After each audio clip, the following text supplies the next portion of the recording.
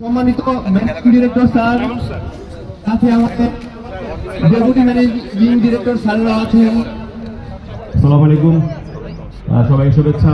ভালোবাসা মাঠে যদি খেলাধুলা নিয়ে কাজ করতে পারে এই মৌসুম